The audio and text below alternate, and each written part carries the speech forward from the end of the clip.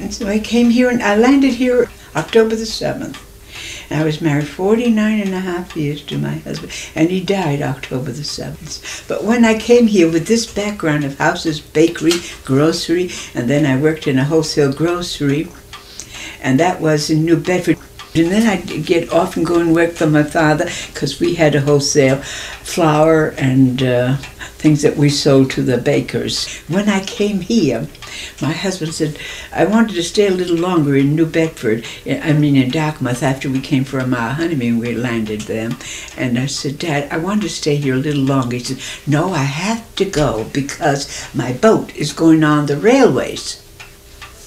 Well, I didn't want to play dumb. I said, railways? The only thing I ever had on railway was my carload of flour or vinegar or whatever we had, flour or molasses or sugar. We never had boats on the railroad. I said, I better keep quiet. I don't know what it is. Well, as soon as we landed here, he had to go down and see his Miramar. That was the first thing he did. And I had never been in the house I was going to live in. You know, he left me at the house. This is the house, and he had 3 children, three little boys. And so the boys were there waiting, and I went down to the. I said, "Now, boys, I'm going to go down with your father." And he says, "The women don't go down the waterfront. Only Patty Peace." Patty Peace, you know, was no family, but she was always down there meeting all the boats, you know. I said, well, that's funny. I think I'd like to go down to the boat. And I said, Daddy, I'm going to go down. He said, no, Maxie, I have to go. My boat is out on the stake. It's not up near the shanties. Well, that was all new to me.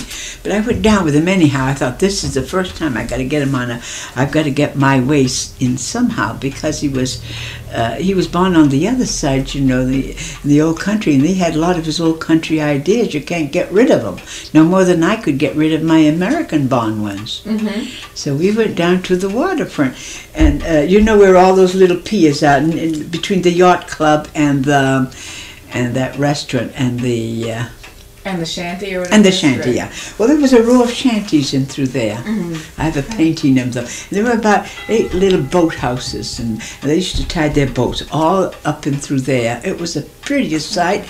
And we got down there, it was about 5 o'clock in the evening in October. The sun was setting. You could see Choppy Quiddick with all the golden lights, you know. It was the most beautiful thing I had ever seen, that water. I love the water.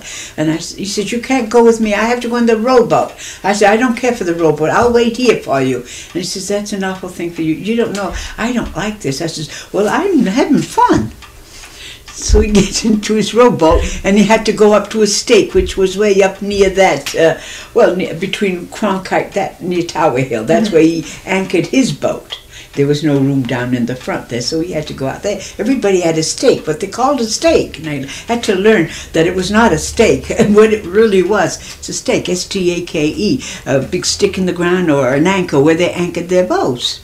So we went off to see the Miramar, and I stood there, and then Mr. Terra came, and Mr. Terra was an old captain. Now, these are all the nice old captains, and within 1 hour, I met 5 manuals down there. The same night that I first came here. Mr. Terra, I knew, Captain Manuel Terra.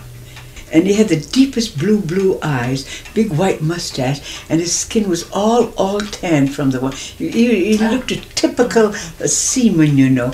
So he came over and he stayed talking to me. And then along came another Manuel. And they stood there, and the other Manuel came, and he says, hi, Manuel. And Mr. Terra says, hi, Little Neck. That was his nickname. I said, is that his name, Little Nick? No, everybody calls him Little Nick. He's Manuel. I can't even think of his last name, Mr. Terra said. We all call him Little Neck. Well, I says, that's fine. Well, there were 2 manuals, and mine was 3. And pretty soon another one comes slouching around from Water Street onto this little pier there, like, in front of all their shanties. And another man came in, and of course they saw me there. It was quite surprising. Is that Manuel's wife? And they said, yep, that's the new bride. And he came, and so Mr. Sanchez, hi, Rabon. And Rabon says, hi, man. That was his nickname. He was Manuel Berry. But they were so Manuel Mello, so many Manuels. Each one had a nickname. And that was 4, wasn't that 3, 4? Yeah, that was 4. And so they all came over and shook hands. And it was my first meeting, first night, the day that I was here in Edgartown. But when my husband came, there was his wife, his new bride, surrounded with 4 men.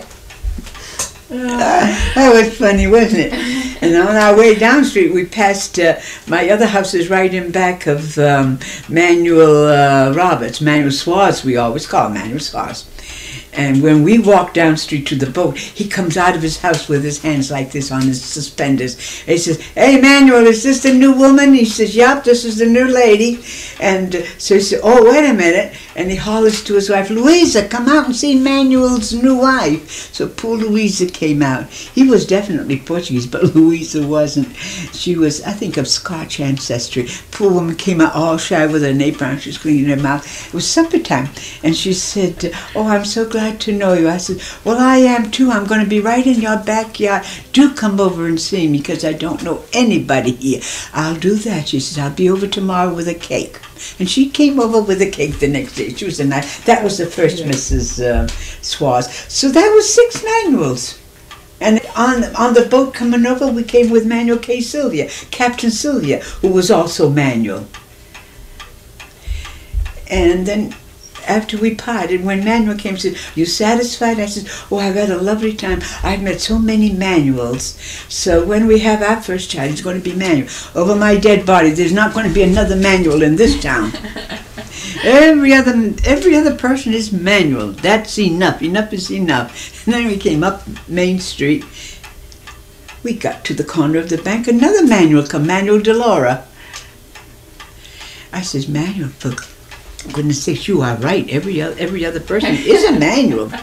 But after all, they are Portuguese." Manuel Delora was definitely a Portuguese. I says, "Man, he doesn't sound like one of our Azorean." He says, "Well, he went to the Azores, but I think he came from the continent." I says, "Well, that's all right. He looks like a seaman." He says, "That's what he was." And so we met. And one day, I think I met 7 or 8 Manuels that first day. But I had a wonderful sight of the waterfront. So when we got home, he said, "Now you don't go down there alone. You didn't see any woman down there, did you?" I said, "I saw one girl with a bag." Well, she was waiting for the fishermen to come in. She was looking for fresh fish. That was Patty Pease.